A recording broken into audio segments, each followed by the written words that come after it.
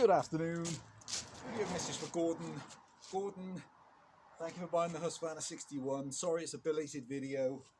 I had ordered and was waiting anxiously for some genuine Husqvarna parts, so the throttle lock assembly, and I didn't want to post it until the parts had arrived, so I was notified yesterday they'd been sent out because they'd been out of stock for a while, and so they arrived yesterday, so I'm going to quickly put them in now, show her running one last time, and before I box her up. So back in a second. Apparently this is a 5-minute job.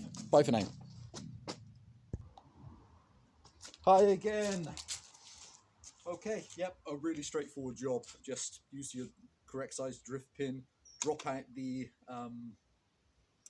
took out the broken spring, and then I put another new pin in it, and let me show you how this girl runs. And also, so because this chain is, well, it's a genuine Husqvarna, but it's kind of like 20 to 30% life. I was looking around, I knew I had another one somewhere, so I'm also going to include for you this one. I caught a nail with it, I don't know when, in some softwood on the right hand side, so I've taken the edge off a few of the teeth. There's an Oregon full chisel. I think this was on one of my 266s, but I'm pretty sure it's the correct number of drive links. So if you're proficient at sharpening, it's got fantastic teeth life left, so I'm going to include that as well for you. Let me show you how this drawer runs. Kill switch, choke, now throttle lock again, which is nice. Ooh, it's a, oh dear.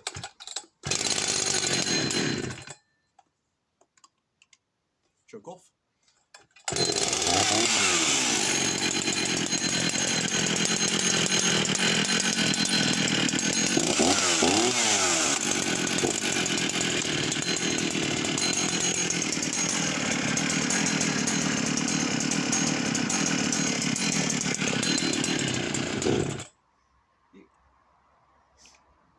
Start again.